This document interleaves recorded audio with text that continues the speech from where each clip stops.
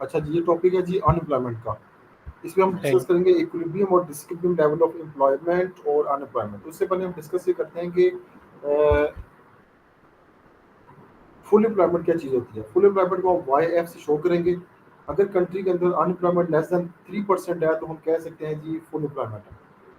या फिर ये भी कह सकते हैं कि लीस्ट लेवल ऑफ अनएम्प्लॉयमेंट है। या फिर ये भी कह सकते हैं कि 0% अनएम्प्लॉयमेंट है, जो कि पॉसिबल नहीं है किसी भी कंट्री में। या फिर सही। यह है कि आपकी कंट्री के अंदर सर्च अनएम्प्लॉयमेंट है, इनके लोग people are looking for the job, लेकिन इसका मतलब फ्रिक्शनल अनएम्प्लॉयमेंट है, जो दूसरी है स्ट्रक्चर और वो नहीं है, ये भी पॉसिबल नहीं है। पाकिस्तान में जो अनएम्प्लॉयमेंट है 5.5% है as per data. Real situation हो सकता है कुछ और हो। तो यूएस की जो है जी 4.1% है अनएम्प्लॉयमेंट। सर ये जो अगर हमारे वाई पास एफ ये वाली अनएम्प्लॉयमेंट है ये फ्रिक्शनल है या अ, कौन सी नहीं, ये टोटल है, अनएम्प्लॉयमेंट? ये टोटल है, नहीं ये फ्रिक्शनल नहीं है। ये हम इस तरह का जो किसी भी कंट्री का डाटा होता है ना, वो टोटल अनएम्प्लॉयमेंट को शो कर रहा होता है।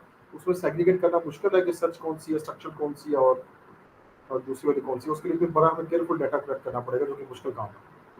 सही। अच्छा, अब हम ये डिस्कस करने लगे कि इक्विलिब्रियम लेवल ऑफ एम्प्लॉयमेंट और equilibrium level of unemployment. Word पे आपको फोकस करना है, इक्विलिब्रियम लेवल कह रहे हैं हम, ठीक है। अब ये फर्ज करो कि ये एग्रीगेट डिमांड फॉर लेबर है और ये एग्रीगेट सप्लाई ऑफ लेबर है। दोनों के इंटरसेक्शन से वेजेस डिटरमिन होगी वाई एक्सिस पे, और एक्स एक्सिस पे नंबर ऑफ वर्कर्स हैं, ठीक है। यस। यहाँ तक बात क्लियर है। तो जहां पे ये यस। इंटरसेक्ट कर रहे हैं इसे कहते हैं इक्विलिब्रियम लेवल ऑफ एम्प्लॉयमेंट। लेकिन इससे आगे ये जो गैप है, ये है ALF, aggregate labour force. Labour force क्या होती है? The people who are willing to work. इसका मतलब है कि इस ओरिजिन जीरो से लेके जी तक ये लोग हैं जो कि विलिंग टू वर्क हैं, जिसमें से ओ से लेके वाई तक वो लोग हैं जिन्हें काम मिल गया, और वाई से लेके जी तक वो लोग हैं जिन्हें काम नहीं मिला, यानी कि ये अनएम्प्लॉयड है, ठीक है। सही। तो ओ से वाई एम्प्लॉयड, वाई से जी अनएम्प्लॉयड। तो इसे हम कहते हैं इक्विलिब्रियम लेवल ऑफ एम्प्लॉयमेंट जो है वो ओ से लेके वाई तक है, और इक्विलिब्रियम लेवल ऑफ जो अनएम्प्लॉयमेंट है वो वाई से लेके जी तक है। क्लियर? Yes sir. दूसरा आपने एक खास चीज नोट करनी है कि एएलएफ जब आपने बनाना है तो ये एएसएल के राइट साइड में बनेगा। दूसरी बात, इसका शुरू में गैप थोड़ा वाइडर होगा, बाद में इसका गैप नैरो हो जाता है। ये परफेक्ट इक्वली पैरेलल नहीं होगी, ठीक है। सही। ASL aggregate supply of labour है, ये सारा आपको पहले बता दिया। अब जो yes. Equilibrium level of employment वो भी आपको बता दिया, एडीएल जहाँ एएसएल के इक्वल है, और जो एएसएल का और जो एएलएफ का गैप है वो इक्विलिब्रियम लेवल ऑफ अनएम्प्लॉयमेंट है। अब सही। क्यों नहीं है, क्यों इतने लोग अनएम्प्लॉयड हैं? इस डब्ल्यू के ऊपर ये ऐसी सिचुएशन है जहाँ पे रियल वेज रेट हम अज्यूम करेंगे चेंज नहीं हो रहा, क्योंकि ये परफेक्ट कम्पिटिटिव लेबर मार्केट के अंदर ये रेट सेट है। अब कौन सही। लोग हैं जो कि काम नहीं कर रहे वाई से लेके जी तक? उसकी रीजन क्या है?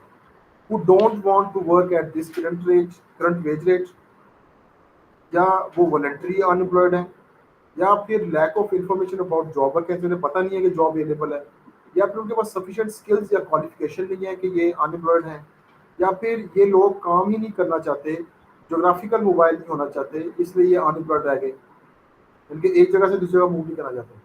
However, these are the workers are experiencing unemployment either due to voluntary, frictional structure। तीनों में से कोई भी रीजन हो सकती है, ये हम फिक्स नहीं बता सकते क्या रीजन है। It may also occur due to supply side shocks.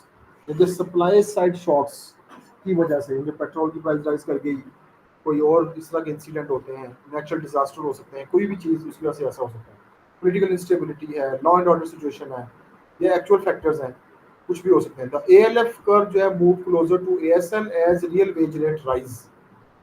क्या कह रहे हैं? जैसे जैसे वेज रेट राइज करेगा, ऊपर जाएगा, तो देखो एएलएफ इसका गैप कम होता जाएगा, यस। ठीक है। तो ये पहले हमने इक्विलिब्रियम लेवल ऑफ एम्प्लॉयमेंट और equilibrium level of unemployment discuss किया।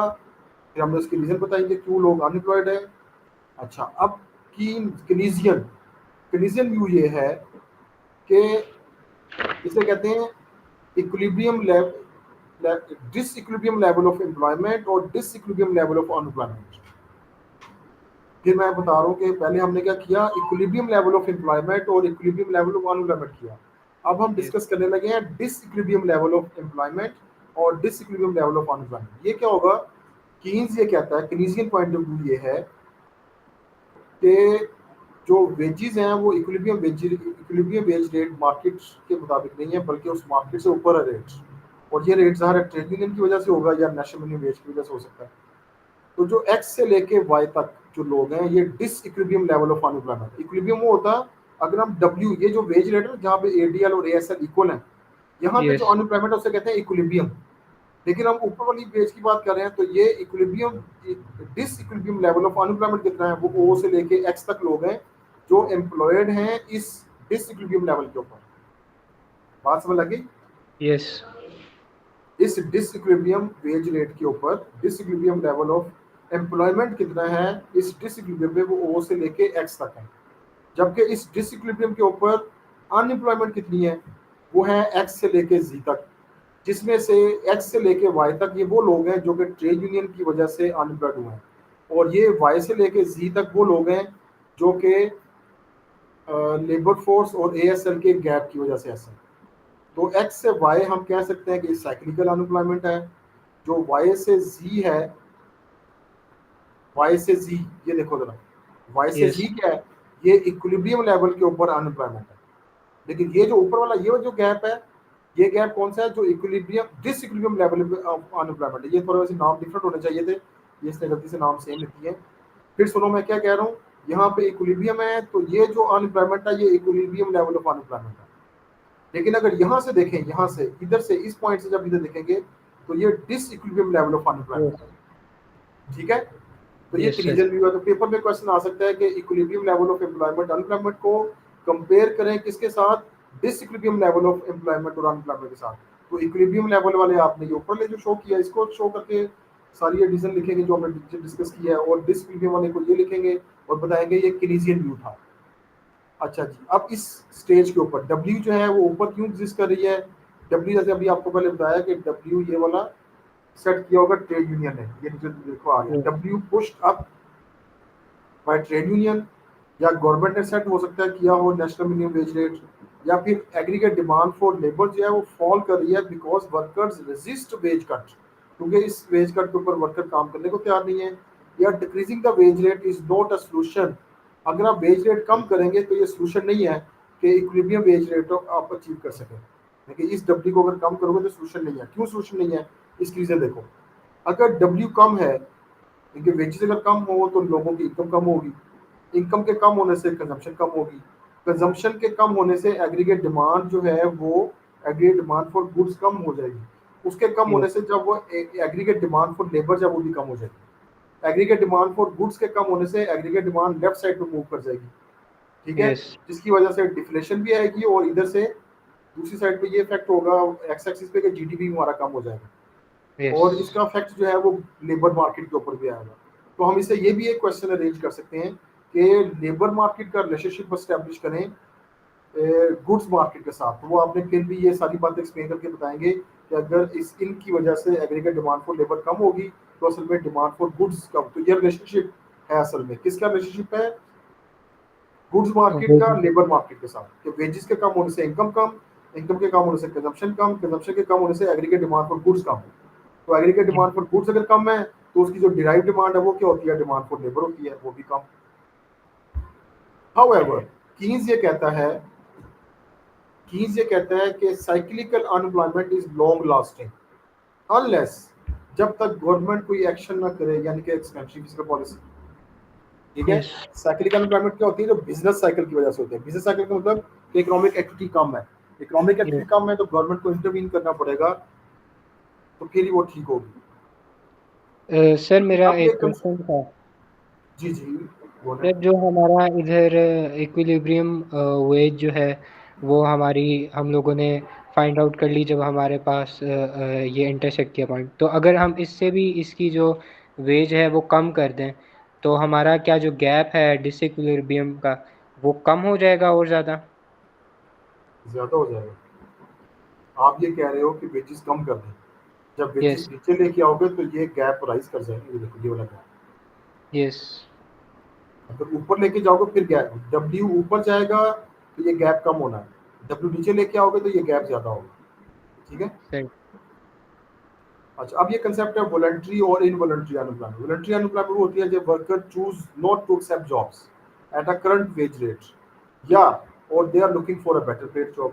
Involuntary unemployment क्या है? Is when workers are willing to work at current wage rate but cannot find a job due to any reason. अब वो reason क्या हो सकती है? स्ट्रक्चर भी हो सकती है और दूसरी कौन सी साइक्लिकल भी हो सकती है। जबकि जो Yes. स्ट्रक्चरल और साइक्लिकल अनएम्प्लॉयमेंट है आर इनवॉलंटरी अनएम्प्लॉयमेंट है। इसका मतलब कि जो वॉलंटरी अनएम्प्लॉयमेंट है वो कौन सी है? वॉलंटरी फ्रिक्शनल हुई, फ्रिक्शन का मतलब सर्च अनएम्प्लॉयमेंट, और जो इनवॉलंटरी है वो कौन सी है? ये दोनों है, बाकी जो स्ट्रक्चर और दूसरी। Yes. लेकिन रियल वर्ल्ड के अंदर ये डिस्टिंग्विश करना, जो आपने पहले क्वेश्चन पूछा कि रियल वर्ल्ड के अंदर डिस्टिंग्विश करना मुश्किल है कि आपकी जो टोटल अनएम्प्लॉयमेंट है इसमें स्ट्रक्चर कितनी है, इसमें सर्च कितनी है, इसमें साइक्लिकल अनएम्प्लॉयमेंट कितनी है। Yes.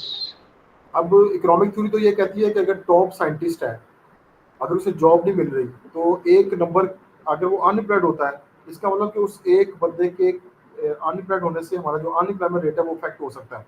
अनएम्प्लॉयमेंट रेट ज़्यादा हो जाएगा ना इसकी वजह से। Yes. लेकिन एट द सेम टाइम एक स्ट्रीट क्लीनर की जॉब खाली है, तो क्या वो स्ट्रीट क्लीनर की जॉब करेगा टॉप साइंटिस्ट? डेफिनेटली नहीं नहीं करेगा। करेगा। ठीक है, उसकी क्वालिफिकेशन एक्सपीरियंस ज़्यादा है ना, तो उस क्वालिफिकेशन के साथ ये मैच नहीं करता। अगर वो Yes. करेगा, अगर if he is willing to do that job, तो कहेंगे अंडर एम्प्लॉयमेंट। अंडर एम्प्लॉयमेंट होती है when people, when a worker is ready to join a job below to his qualification. उसकी क्वालिफिकेशन ज्यादा है लेकिन वो उसकी अपनी क्वालिफिकेशन बिलो जॉब एक्सेप्ट कर देता है।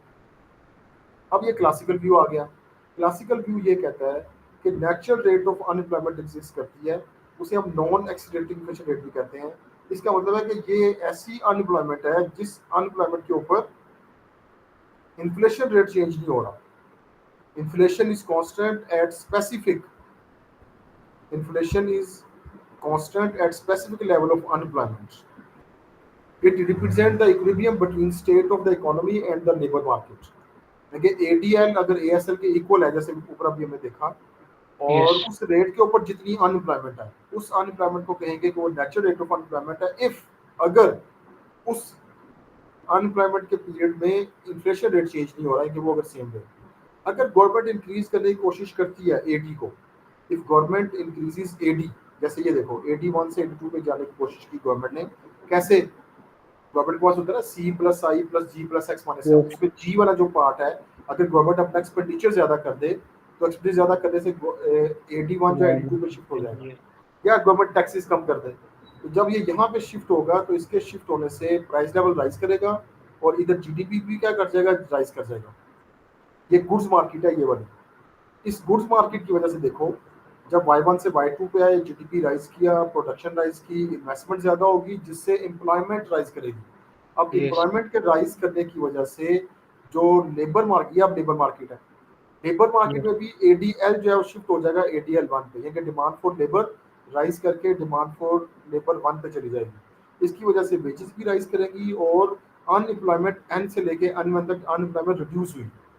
और ये Yes. जो गैप है एस एल का और एल एफ का, ये गैप भी रिड्यूस होगी। यहाँ पे अनएम्प्लॉयमेंट का गैप ज्यादा था, इक्विलिब्रियम लेवल ऑफ अनएम्प्लॉयमेंट यहाँ पे ज्यादा थी, Right. यहाँ पे इक्विलिब्रियम लेवल ऑफ अनएम्प्लॉयमेंट कम हो गई।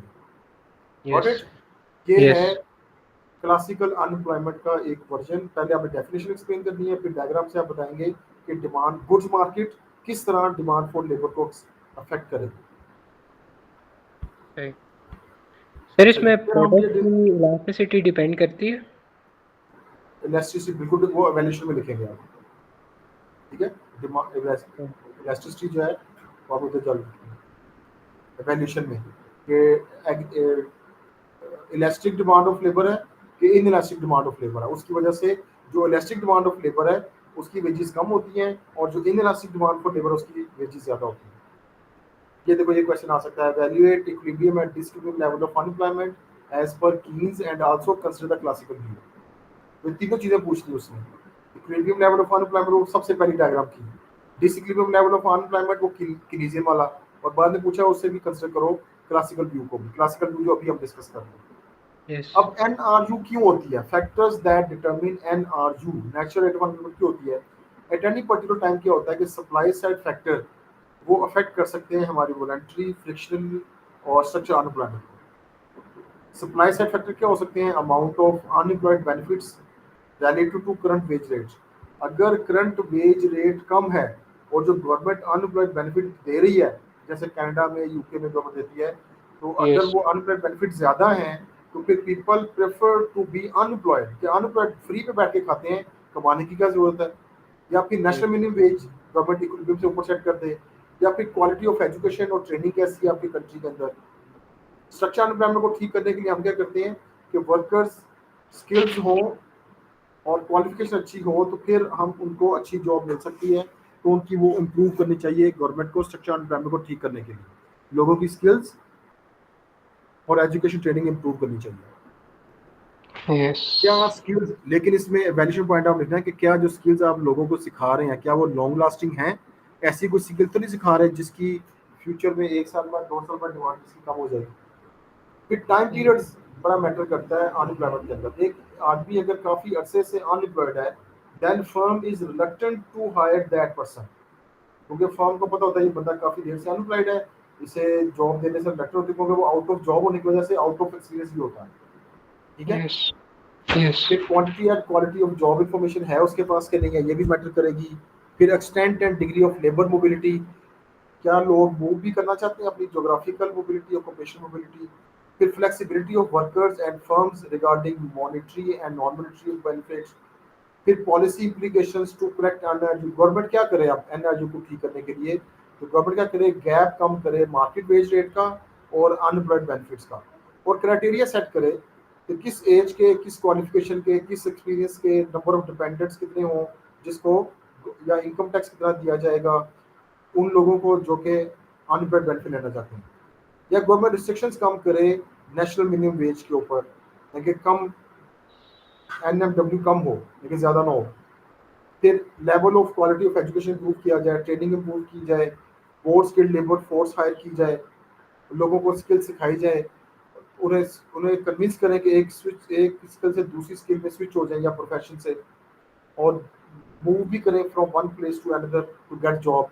हिस्टीरिसीज आपको बताया एक ऐसी सिचुएशन है जब आदमी ज़्यादा देर तक अनएम्प्लॉयड रहता है, उसे हिस्टीरिसीज कहते हैं इकोनॉमिक्स में। फिर workers who experience long period of unemployment can also loose confidence, उसका कॉन्फिडेंस भी कम हो जाएगा एक आदमी जब काफ़ी देर आउट ऑफ द जॉब है, या उसकी स्किल आउट ऑफ डेट हो जाएंगी, ऐसा भी हो सकता है। फिर वर्कर्स उसको हायर करने के लिए एग्री भी नहीं होते। फिर गवर्नमेंट ये भी करे कि क्वांटिटी और क्वालिटी ऑफ इंफॉर्मेशन इंप्रूव करे जॉब की। क्रिटिकल यस, बायसनेस नहीं होनी चाहिए, निपोटिज्म नहीं होना चाहिए। लेबर मोबिलिटी इंप्रूव करे, यानी कि इंफ्रास्ट्रक्चर रोड अगर अच्छे हैं तो लोग मूव करके एक जॉब से दूसरी जगह जॉब पे जा सकते हैं, काम पे जा सकते हैं। जैसे पूरे यूरोप के अंदर ट्रेन सिस्टम इतना अच्छा है कि लोग बड़ी आसानी से एक कंट्री से दूसरी कंट्री में जॉब करने चले जाते हैं। फ्लेक्सिबिलिटी इंक्रीज हो लेबर फोर्स की, लेबर फोर्स जो है और ये ट्रेड यूनियन जो है वो अपने ज़्यादा रूल्स एंड स्ट्रिक्ट ना करे, यानी कि वो एम्प्लॉयर के साथ नेगोशिएशन पे एग्री हो जाए।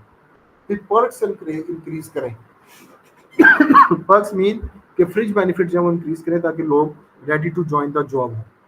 ठीक है, तो ये एक पोर्शन इसका कंप्लीट हो गया, बाकी इंशाल्लाह नेक्स्ट टाइम करेंगे। ठीक है, सही। ओके जी, अल्लाह सर हाफिज। जो इसका इसका एक क्वेश्चन क्वेश्चन था, करना है जो ऊपर, ये जो यस, क्वेश्चन लिखा हुआ ना, ये क्वेश्चन आप अटेम्प्ट करना है। ठीक है, वो जो भी सही है क्वेश्चन सर, दिखाया था ना, ये नोट्स में लिखा हुआ। Yes, yes.